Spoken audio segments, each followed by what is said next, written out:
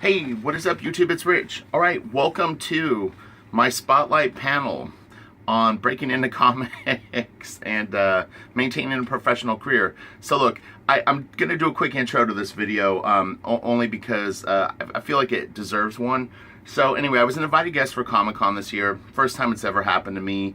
As an inker, a good friend of mine and kind of one of my early mentors, Mike Christian, told me one time. He was the guy that I met that actually was like the inker that gave me my first penciling photocopies to practice on and stuff like that. And he told me early on, there's 3 ways to get work in comics and continue to get work in comics. And the 3 things were: be reliable, be a cool person, and be good. And if you have any multiple combination of those, you should do okay. And I've always tried to work with all 3. And kind of one of the cornerstones of this channel, I started it was basically, look, if you're going to be an artist and you decide to be an artist, it's a marathon. It's something that you're going to do for your whole life. It's not one target goal. It could be, but kind of once I was in, I was like, I want to have a body of work that I can be proud of, and hopefully I'm able to maintain it for as long as possible, and then also always continue to get better. So anyway, so they surprised me with this. I'll open it right now. I had no idea I was getting this. Instead of doing a spotlight on me, which it just felt uncomfortable, to be honest. Like the idea of an hour of me talking about myself or showing my work. I mean, it's cool, but I don't know. It's just, I don't, how would the best way to put it is, like, the last couple of years, I don't feel like I've been working on sort of DC's best books, but that's not because of me. It's just what they've been able to give me opportunities to work on. Kind of the top gigs are sort of locked in by longer relationships and things like that. And so, although I've worked on some stuff that I'm proud of, just in general, the opportunities for me to do like A-list top 3 comic books just isn't there. But, I think this is kind of a testimony to what I'm talking about with this channel, which is, as an inker, you're going to get dirty, and unless you're really, really fortunate and you work with one penciler for a long time that's a really successful and popular penciler, you're going to get your ass handed to you more than once. And that goes for colorists and honestly even pencilers, because if you don't write your own stuff, then you really don't have as much control of your career as you think you do. You're one title ending and one title beginning away from a downward slide. I'm not saying that would happen. I mean, obviously it depends on the quality of work that you produce. But anyway, so they presented me with this like achievement award. It's a little confusing because it's called the Ink Pot Award, and the award looks like it focuses on inks, but that really isn't what it's about. It's just about doing comics for an extended period of time. So anyway, I was completely shocked. They presented it to me at the beginning of this panel. I don't know where the video starts and if it got it, but I was completely shocked to get it. I had no idea that I was going to get it. It's really, really cool, and I love it. It's a super heavy award, and it's really, really cool. So anyway, enjoy the video. Instead of focusing on me, I focused on you and what I do here. And like I said, I always want to encourage people. I feel like I'm making an acceptance speech now, but anyway, that's what the channel is all about. And I think I walk the walk with it, which is when it was a moment for me to reflect on me, what did I do? I focused on you. So, best of luck with your work, and enjoy the video. I hope the audio is okay. The microphones suck that we were talking into. So even on stage, I found it difficult to hear like Carlos talk. But I hope it works out. And anyway, enjoy the video. It's about 45 minutes long. That's what I wanted to say too, is so the time slot was 11 to noon, so I thought we actually had an hour, give or take a few minutes. But anyway, so it probably started at like 11:05, and then they stopped us at 10:50 so that the rooms could switch and people could leave and people could come in. So unfortunately, I didn't have time to do the question and answer or get to the YouTube questions. But within that, I think I created questions that were good enough for everyone on the panel, that we really did cover sort of the core things that I think are important to focus on, and I think it ends on a really, really inspiring note. So make sure you stick it out to the end, because there's a really great sort of turnaround that I think will get you fired up to be creative and to work on things that you want to do. All right, enjoy the video. Help celebrate the career of special guest of honor Richard Friend, whose extensive work as an artist for DC Comics includes illustrated works for Wildcats and Madame Xanadu, both of which have garnered him Eisner nominations. Most recently, his work has been featured in All-Star Batman, Detective Comics, and The Immortal Men. On behalf of Comic-Con International and its Board of Trustees, it's my honor to present our Inkpot Award of Achievement in Comic Arts to Richard Friend.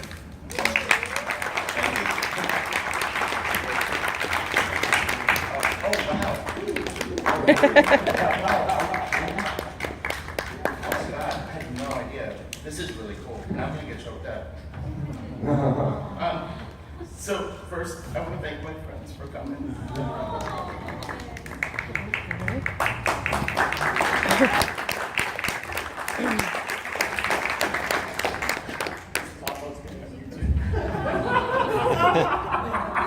All right, let's do this. Okay, so first things first. A really important thing that I've always liked to help people, and being a professional comic book artist, I feel so lucky to be able to do something fun for a living, something that's creative, something that makes people happy. And ultimately, at the end of the day, you start to meet a lot of people that want to do the same thing. And it's not easy to break in. It's not easy to keep a career going. And the longer you do it, the more challenges ultimately you face. And so I think between the four of us, we have honestly close to probably 100 years of professional experience. It's insane to think about. Why you gotta put it that way? More than 20 years. You don't know. Oh, okay, well, so the first thing that I thought that I wanted to do with you guys is take yourself back to being outside of comics, trying to break in. But imagine the amount of skill that you had, the amount of art that you had as you were about to try to get work. But it's 2018 now. What approach would you use today to make that first step to get into doing work? So we'll kind of go in a row, but either or, and then we'll just run down. This has been working longer than us. So you're The Eisner nominated guy is here. There's a couple of Eisner guys here. My approach, based on the 2018 model, for individuals to break into the comic book world. Well, first, you gotta have talent. Not anyone who think they can draw or scribble on a piece of paper, think they can get a job, especially with like Marvel or DC or those guys. Independent comics, you have a way better chance of doing that.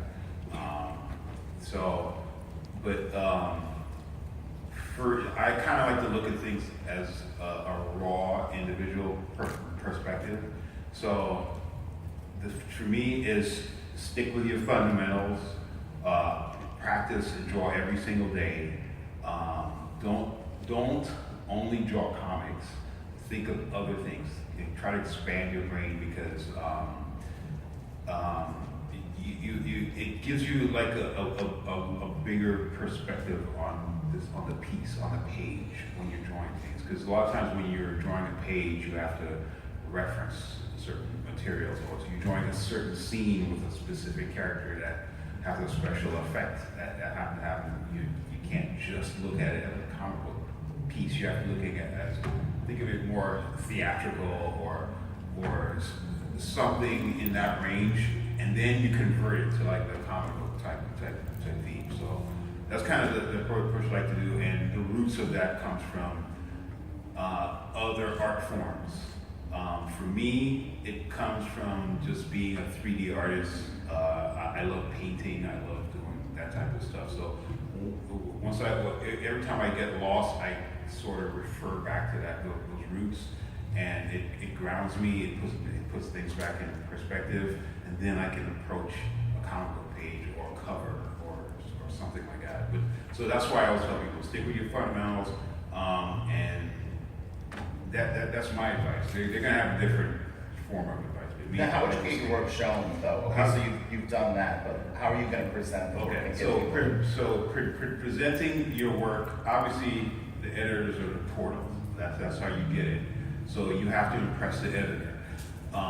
And say this is one guy over here trying to get a job, trying to impress an editor. There's 50,000 other people trying to impress the same editor. So you have to beat all 50,000. So that's my, I have to psych myself out, saying that, hey, I gotta beat these guys. I have to top, not just get to the best. I have to do the best and then go one more. So that's kind of where I like to think. It's almost like if you're gonna go into a fight and you're gonna kick someone, you're gonna throw 1,000 kicks so you can practice before you can get there. It's kind of like that same thing. That's how he broke into comics. So, I was kicking everyone down. So the editors, as far as Marvel, DC, that type of stuff, the editors are the ones. But if you're gonna go towards like independent publishing, obviously you don't have to go through editor. You can literally just do whatever you want. There's other platforms that makes it a lot easier for you to get in. You don't have to have a specific look or specific style or specific name or whatever. So you can pretty much Joe Schmo can just make up Boxman and Kite Lady and you can make a comic book out of it. So that's my perspective. I think the challenge right now with technology, like all things, it's a two-edged sword, right? Where you have a lot more access to being able to put your work out there. Like most of us, we grew up in the 1700s, right? So we were doing it like old school. We would draw the stuff, make Xeroxes, send in the Xerox, and if we got a turbo response, we heard back 3 months later, and that was like turbo, right? Like, oh man, they like rushed this through. So we're working at a very different time, which had its challenges because like how the gentleman over here, like the Eisner nominee Benjamin over here was saying, the portals were always the same, but I think nowadays you have a lot more freedom with platforms like Instagram or like blogs or there are so many sites where one can post the art. The challenge with that though is that because everybody has that same freedom, there's a lot more competition. So before, the editors acted as the gatekeepers and they kind of filtered who got seen, for better and for worse, right? It's very similar to music, right? Like before, the music producers were the ones that picked who made it, for better and for worse. And right now, anybody with a YouTube account can have a music channel, for better and for worse. So I would say the challenge right now for new artists is how do you cut through all the noise? The answer is still the same, it's just being really, really, really good. But the toughness is that, right? How, in a world where we can all have an account where we can post images, how do you cut through all of that and reach the editor? And I think that's the tough part that it's still kind of in flux. I mean, it's not like the music industry has figured it out yet. You know what I mean? So we are still in the process of knowing how this is gonna work. The really cool thing though is the freedom that if you're an artist who doesn't want to go the Marvel route or the DC route, and you just want to make your own simple comic, you can do it. So for all the things that we've lost, we've gained a ton. But I would say that the challenge is just cutting through the noise. But quality always flows to the top, Okay, well, I'm gonna have you go next, and then I'll segue into the next question. So, okay, do you have any thoughts? I just want to say this is awesome because I've known all these guys for a long time, and I'm shocked at how serious they're taking this. I expected this to derail very quickly because I expected us to start, telling stories. We had time. We'll get there.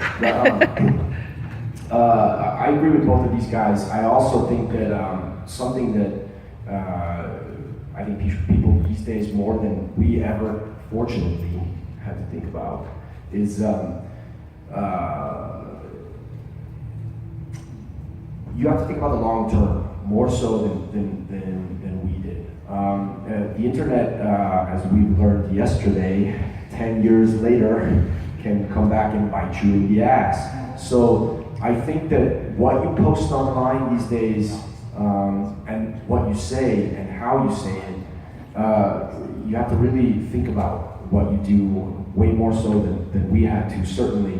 But I think that's an amazing plus for you guys, because you know the process of breaking into this business specifically, like these guys said, it's about talent, it's about perseverance. But I think another big factor is timing. There isn't always a good time to break in. It could be 1,000 different reasons, but the nice thing now about having social media and a place to post your work publicly is that you don't have to send a letter to Santa Claus like we did with photocopies that would get lost or thrown away. That stuff is up there. So even if it takes you a couple years,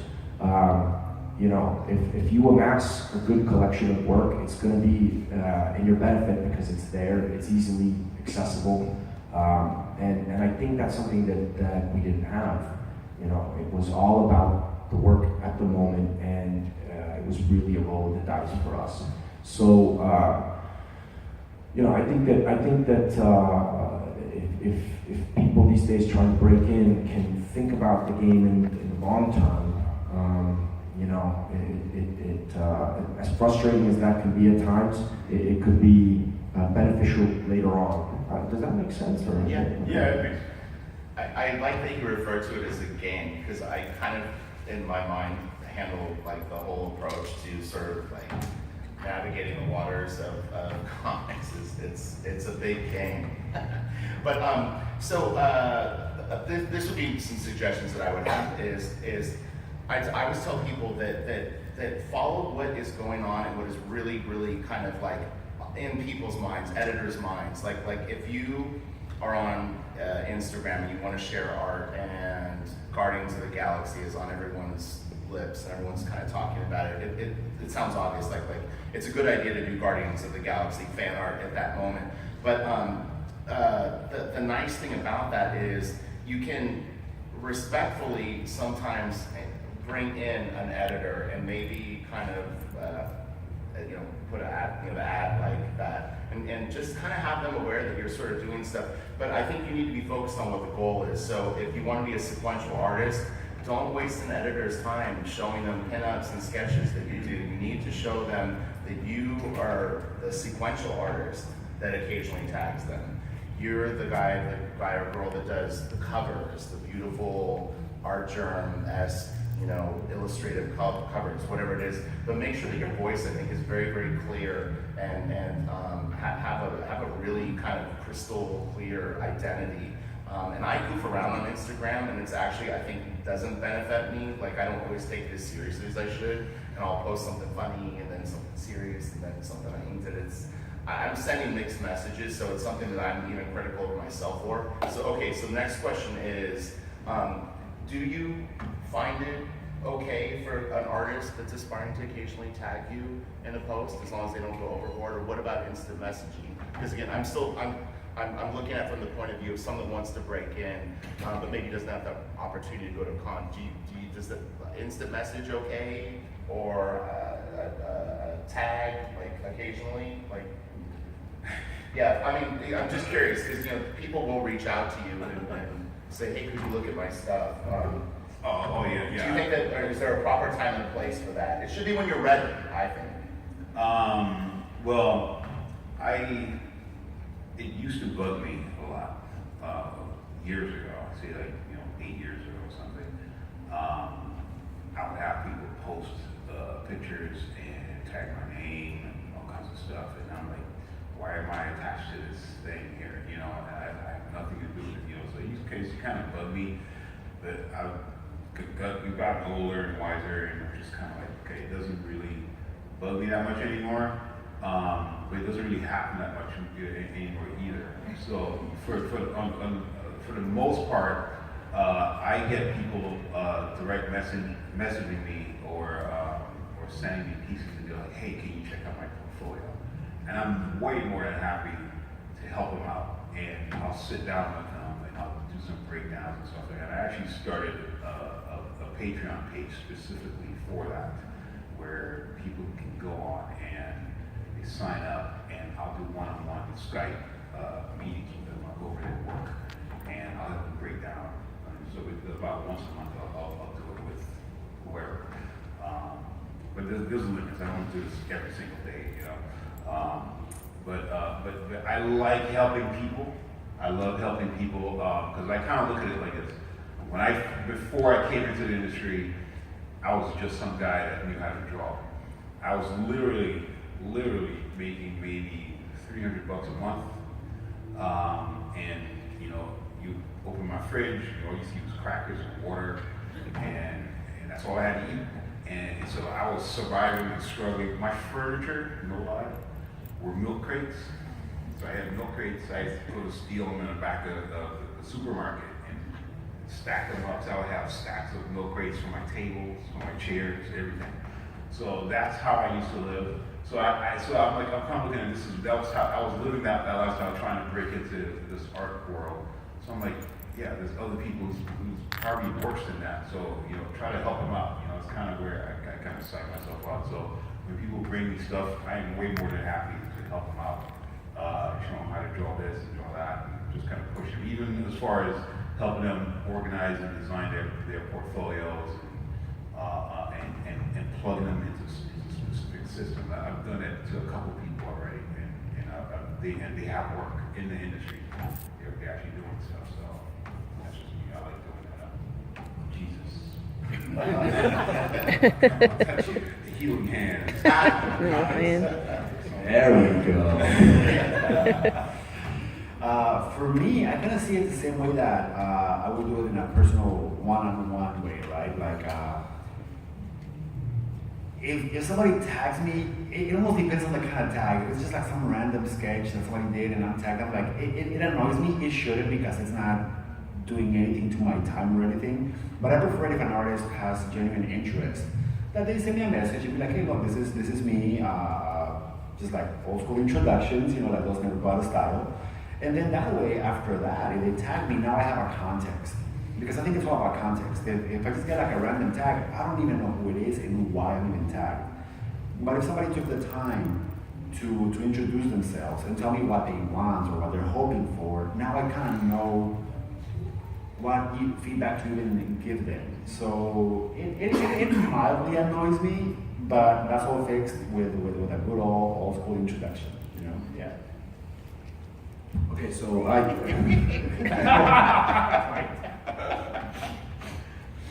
so I used to be the guy that cold called. He did. Oh, yeah. So he was very yeah. great. So and I think about this all the time, especially with what we do now. And like John Paul Leon and Andrew Robinson, those guys were very patient with Kevin Nolan. Kevin, yeah. They used to call Kevin Nolan on the phone. They would answer the phone, and I mean, like I said, this is back in the, you know, like when Jack the Ripper was still murdering. Pagers. But yeah, I used to do that. I was working at Wildstorm in the studio at the time, so I had access to, you know, phone numbers, and I would literally call these people up like, you don't know who I am, but I know who you are. This guy used to sit there. I was like, and be present for these weird, embarrassing moments of a very young, very passionate. Would you go Chris Farley? Remember that I time? I think I had enough social skills to not Right. quite go there, but there were moments where that was what was going through my head. You know, remember that time we did challenges with the unknown? Remember that shit? But I think about that all the time, and so I myself, just it's a personal preference. I prefer the human interaction, not the messaging, not the because I think that you can only give them so much in a message, or looking at the work online. There's only so much that, you know, it's a much easier one-on-one, and I know that's not realistic. I know that's not always possible. Some people live in other parts of the world, and our chances of them coming to a con that I'm at or something is slim to none. But you know, at the same time, I find it's just easier to help them that way. It was easier for me on the phone with these guys and I would send them photocopies of my work, and we would have an actual dialogue.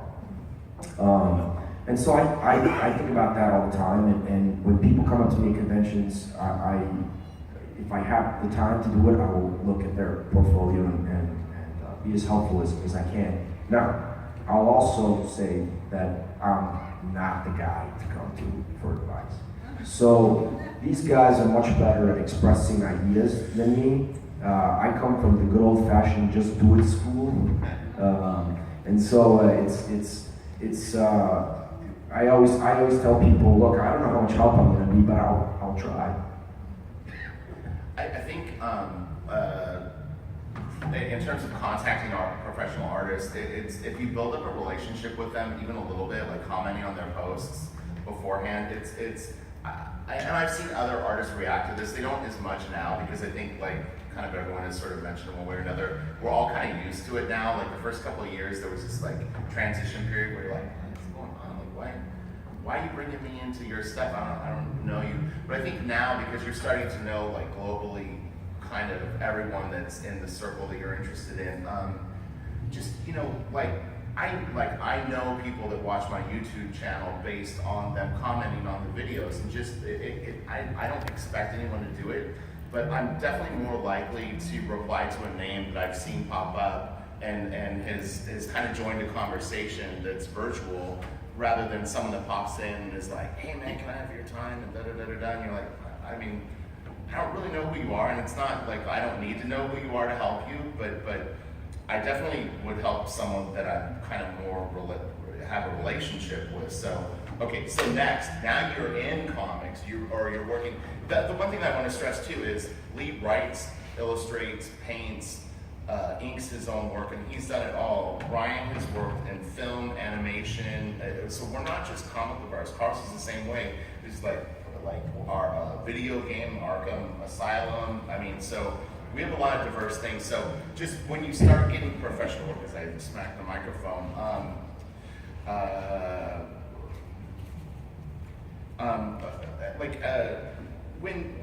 as jobs end and you have to start approaching going into the next thing, obviously if you've done good work, that will usually lead into it. But do you ever have to hustle to get the next job? Like, have you had moments where it wasn't so easy and stuff wasn't lining up, and then did you go outside of your comfort zone in terms of outside of Wildstorm, outside of DC Comics, and how did it go? Okay, I got a good one, so I'm gonna let you guys go. Okay, yeah. Lee and I have talked about this in the past. We got very lucky that we came into comics at a really crappy time. And I mean that in a good way because it forced us to be nimble on our feet. Right before us, it was the time of the Gen 13s and the X-Men and the Wildcats and all these books selling a ton. So we all thought, we're gonna go to the studio and the first 2-3 days we're gonna buy a yacht and fur coats and maybe a couple of bears because why not? The fur coats. Yeah, of course. The money was flying up. Yeah. When I got hired, it was like the sales were going. No, when we got there, it's like the party was over and there was puke on the floor. And we were like, here's a broomstick, and we're like, They told us straight out, they're like, you guys are not doing what they did, you're gonna work. And we had quotas and all this stuff that our co-workers, you probably all know the names if you know Wildstorm, they did not have, but I think it ultimately made us more strong. Yeah. But I think that necessity, when I came in there, I was like, yeah, I'm gonna do the next, something. And then my first job was doing a big jerky package. And I was like, how did I go from wanting to draw a grifter to drawing a dinosaur chasing an ostrich? I thought I was gonna do voodoo with Alan Moore. I was like, I don't know. My mom says I'm really good. Yeah. My grandma thinks I'm great. It's like we came in a time when you had to be nimble. You didn't have the luxury of doing 2 pages a year and surviving on it. So I think for us, it's always been a reality of if you want to survive, you have to be flexible. It's like there were times when I was doing comics, there was times when I was doing Flintstone trading cards, there was times when we were doing maps for unlicensed basketball games. I mean, that was like torture. It's like I'd rather you hang me upside down and burn me, and then it goes again. But it gave us an idea of, you're a commercial artist. This isn't, like, there's this goofy idea of artists being this precious. No. It's like, this is working art, right? Like, you're working for your paycheck. And if you want to survive, you better be flexible. And not only be flexible, but enjoy that flexibility, you know? Yeah, totally. Until you don't I want to hear your story. Okay, all right. I like what you said about being flexible. That's, yeah, so the whole story about it with the cleaning up the puke on the floor, that I came in the middle of the party. Yeah, he was the one puking. Ryan was there. So when it, all the guys before me, they started the party. I came in the middle, and so I had a good sense of what the party was like. They came in on the tail end of the party. So the party was over. The cops had showed up. We heard there was strippers. When I first came into the industry, that weekend, I think it was like 3 or 4 days, literally from the time I walked into the studio, we went on the Death Made Black tour. And that was mind blower for me. Remember I said I was making about $300 a month. Maybe that. And that was if my dad sent me some money so I can, pay some bills, my electricity bill, and buy some more crackers to put in my fridge. So I came from that era, from that mindset, into this Death Made Black tour, where I walked in, and then there's 2 giant Greyhound buses to put everyone in the bus, and me and Jim Lee and Silvestri and Campbell, all of us, we jumped in this bus and we went on this tour, and we went to LA and a whole bunch of places, and it was massive. It literally, like, the lines were like 3-6 blocks long just for us to sign. I'm sitting on a table like this, and I've never drawn a book, but people want my signature. So I'm like, okay, I'm just signing something. And Jim kind of schooled me on how to sign, and you got to figure out your signature, So I had to figure out how to make my signature really quick. But that was like my first experience. Were you doing like a scroll? Pretty much. I was signing like a paycheck. So I don't want to get too far off the topic, but I just want to give you guys a sense of what it was like. Now, coming into that was literally like a culture shock for me.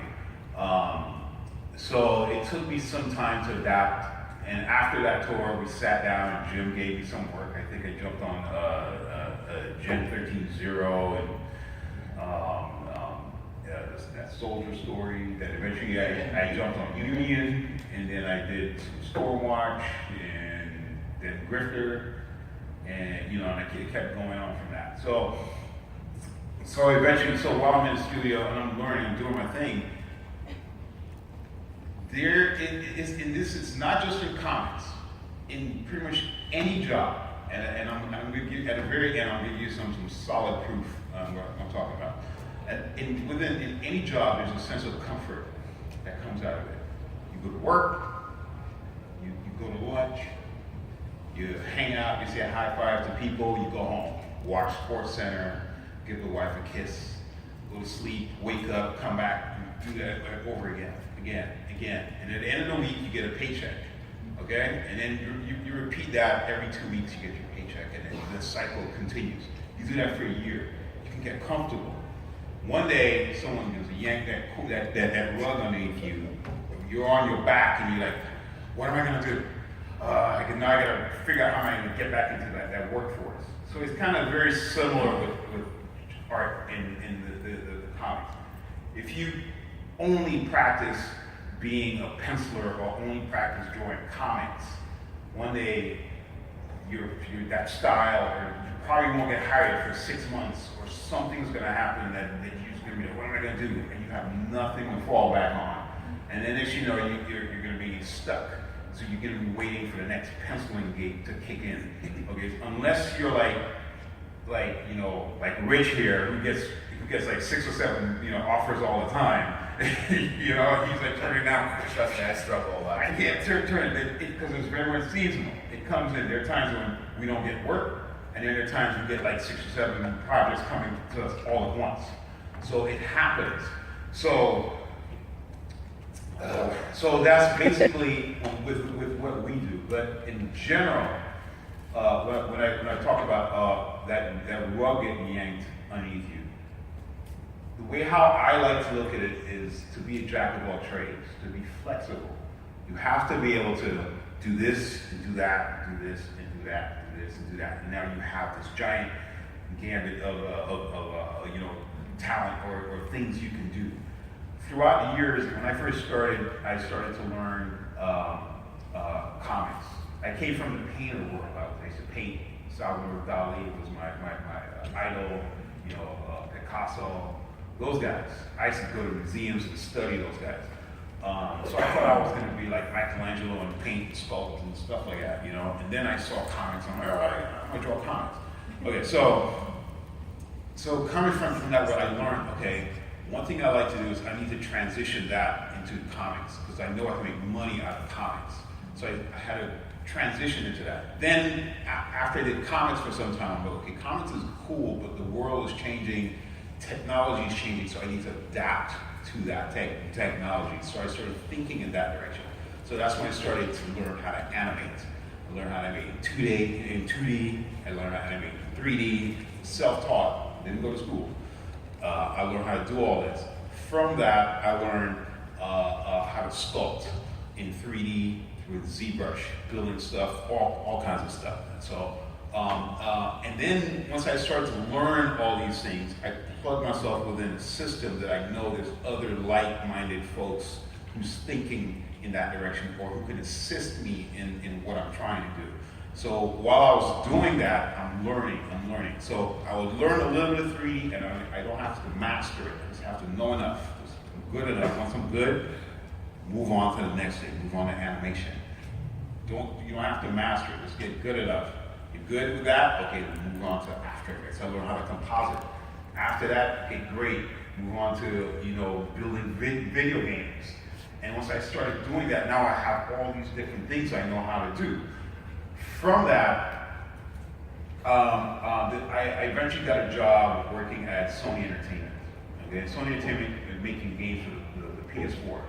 So when I first walked into that studio, I walked in and it was about 25 people in the studio, 24 people. I made the 25th. I walked in and I literally the first day I walked around, I said, "Hey, what do you do?" "Oh, I'm a texture artist." I'm like, "Oh, that's all you do is texture?" Yeah, that's all you do. "You don't do anything else?" No, I just texture." "Oh, what do you do?" "Oh, I'm a modeler." "That's all you do is model?" Yeah. "For the past 10 years ago, you've been doing modeling?" "Yeah, that's all Sony wants me to do is model." "Okay, what do you do?" "Oh, I'm a concept artist." It was a little guy concepting from Disney. He's there, and all he did was concepting. And I was like, "Okay, well, that's all you do." "Okay, cool." A week later, they laid off all those people, and they kept 5 of us. Every single one, all 5 of us can multitask. So once they had that, then they started to build a team around that. And then that team eventually grew into 80 people. So one day, when I didn't have that job anymore, Sony decided to send me to this job program or something like that. I'm thinking, what I need a job program for? I can just go draw comics. It doesn't make any sense to me. But I went anyway just to see what this was. So when I walked in there, now this is the tail end of the story, what I want to tell you. So I walked in there and there's other guys who are older than me. They're like, 60 years old, whatever, 55, 60, somewhere around there. And they're all sitting there, about 6 or 7 of them. And then the coordinator asked us questions. How long do we have? She said 15. We got time. Okay, so the coordinator is asking us, to tell us a story. Each and every single one of them were telling me. One guy was like a banker for 30 years. Another guy was a scientist for 25 years. And another lady was some specialist doing this. And all of them had the rugs yanked from them. And they were all on their backs, kicking their legs off, like, what am I going to do at my age? What am I going to do? I can't figure this out. And I'm sitting here and I'm like, dude, I can literally walk out this office right now and go right to work. Why are these people struggling to find work? And it's easy for me. And then I started thinking, because I can multitask. I've literally been training myself for years to do this and do this and do this and do that. So I can plug myself into it. And I was on the panel yesterday and I told them the same thing. once you have that capability, and then you have the advantage of the technology age we have today. This is 2018. You take advantage of this. There's tons of stuff, tons of resources, tons of avenues you can use to plug yourself within that system. So if you don't do that and you can only do one thing for 3 years, you're pretty much quartering yourself. So that's all you can do. You know, I'm only going to hire you to pick up boxes. That's all you can do. You've been doing that for 30 years, is picking up boxes. So I try to tell people, or try to push people or encourage people to learn as much as you can and expand within the horizons of you know, the scope of the direction you want to go. If you love acting, you know, learn to act in like multiple different ways. Don't just act in one guy, because you're gonna be that one actor who's the same guy on every single movie. You know, learn to change up a little bit. You know, so that's kind of what I like to encourage people to go in that direction. I don't know if you have anything spectacular you had a might job drop on them. that had to hustle pretty good to get something else where it was a little bit of a struggle? Yeah, I mean, and you know, both these guys said it very well. I'll just add very quickly that this is a psychological job as much as it is, you know, talent. Very physical talent too, based. You have to have the right mental state sometimes to deal with this job. And some guys can just be creative and they're kind of kooky and they're like, oh, you know, I'm an artist and I just do, you know, that's cool. Some guys can make it work for them, but this job sometimes, as Ryan said, that rug is going to get pulled out from under you, and sometimes it can happen after a very high high, and that happened to me. An amazing artist in this industry wanted me to continue his book, and it was a dream kind of project, and it did not work out. And you know, I kind of put all my cards into that project at the time, and I found myself being, you know, having this amazing thing that didn't wind up happening.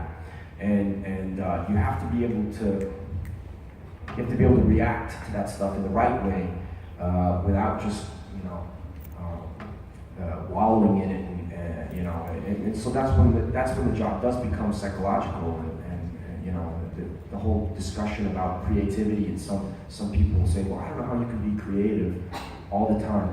You have to train yourself to be creative all the time. You can't just wait for inspiration to you know, to strike you like a lightning bolt. You have to be able to produce that, and that's mental. It's awesome. And let me ask last week. Well, I have one more thing I'm going to ask you guys, and then we'll figure it out. That would be fine.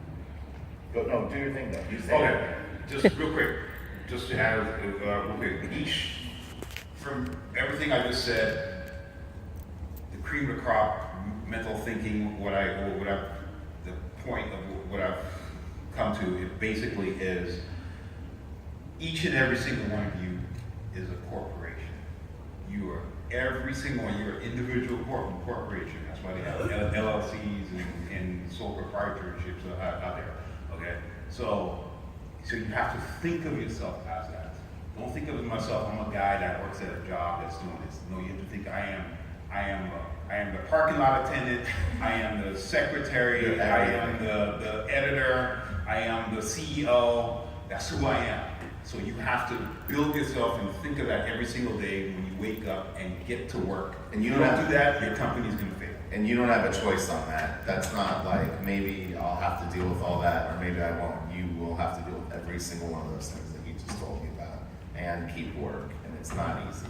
All right, so the last thing is something you guys did that worked, as like that. Well, let's put it this way. We'll say a risk that you took that actually paid off. Something like, you know, a Hail Mary where you went like, you know what, I think I can maybe do this. I'm gonna go for it. I'll say mine first. Mine was trying out to ink Travis Charest. I walked into editorial. They had all these packages of Travis's pencils in little stacked kind of packages, pre-packed packages with manila envelopes. And I was like, what are those? And they're like, oh, we're looking for an inker for Travis. And I was an inker of Wallstrom at the time, but I had no clout. I hadn't really inked anyone that was popular, so I was just Rich, the nice guy that works at the studio, that's the C-level inker, and I said, I mean, do you mind if I try out for the book? And the editor looked at me and it was like, it was literally the face of like, you can try if you want, but I mean, it's not gonna happen. And honestly, that was, I did it, and I worked really hard. I worked fast. I turned around 2 pages in probably a day and a half. I slayed it. I knew I had prepared for 3 years for that moment, that opportunity, that luck, and man, I pounced on it, and I got it, and I killed it. It was kind of a perfect storm for me because I was such a big fan of stuff. But it'd be like if you wanted to play on the Lakers, and it was just like you practice and practice and practice, and one day they're like, someone hurt their leg, can you come in and play? And you just kill it. So, but anyway, but yeah, so what's your long ball that paid off? And then we'll wrap it up. And thank you guys so much. I might take a long time to sit, but I'll just Watch her. She'll sign you when the time. probably. Well, I'll give you 2 quick ones. When I first came to the industry, I was like, okay, I'm trying to draw, but I never really like put myself out there. Then I ran into Dan Didio at one of the DC parties, and I just like, that's Dan Didio, you know, the CEO of DC Comics. I was like, I'm gonna just chance this. I just walked up to him and was like, you need to put me on a Batman book. 2 months later, I was drawing Batman. So that's one. But did you have samples of Batman at that Nope. time? No, so you I just walked up, said, put me on Batman, and then he immediately introduced me to the Batman editor, and 2 months later I was drawing Batman.